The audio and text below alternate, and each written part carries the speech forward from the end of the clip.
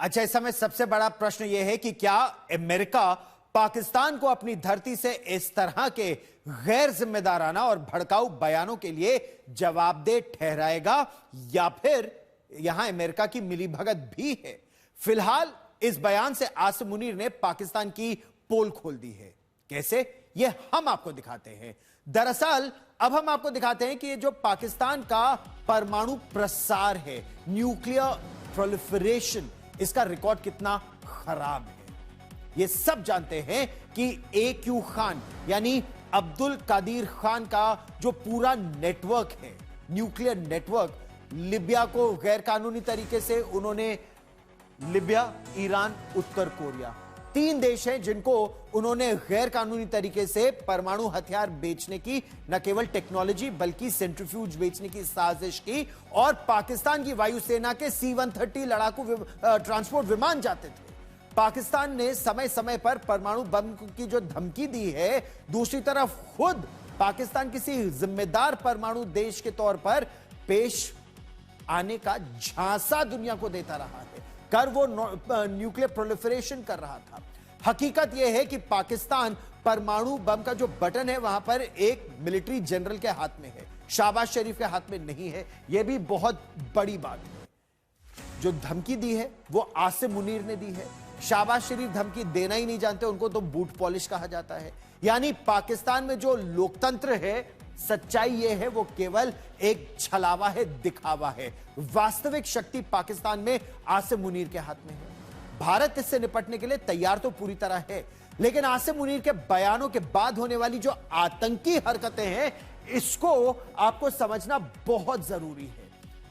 आसिम मुनीर जब कभी कुरान को कोट करके, कुछ आयत पढ़ के, कुछ उसके बाद जो बोलता है, उसके बाद आतंक को कश्मीर में फैलाने की कोशिश करते हैं पाकिस्तान के आतंकी। यही हुआ कब? पहलगाम में। पिछली बार आसिम मुनीर ने बयान दिया कि हिंदू और मुसलमान एक साथ नहीं रह सकते। इसके बाद पहलगाम में पाकिस्तानी आतंकवादी आए और लोगों का धर्म पूछ कर पॉइंट ब्लैंक रेंज पर उनको मार दिया गया। इस बार परमाणु बम धमकी देने वाला एक और बयान सामने आया है। इसका क्या मतलब है? संकेत यह है कि पाकिस्तान की तरफ से आतंकी हमले और किए जाएंगे, और ऐसा वो कह भी चुके हैं कि इस बार वो पूर्व से कोशिश करेंगे, संभवतः बांग्लादेश के जरिए आतंक फैलाने की कोशिश करेंगे, और फिर उनका कहना है कि वो भारत को निशाना बनाने की साजिश करते रहेंगे। उन्होंने तो भारत के एक बहुत बड़े इंडस्ट्रियलिस्ट को भी निशाना बनाने की साजिश, एक तरह से धमकी दी है। यह है पाकिस्तान की धमकियों की असलियत। एक और पहलू है, पाकिस्तान में इस समय एक बहुत खतरनाक स्थिति पैदा हो रही है, और इसकी जो महत्वपूर्ण बात है, इसमें पाकिस्तान को अमेरिका की शह मिल रही है, और यह दुर्भाग्यपूर्ण है।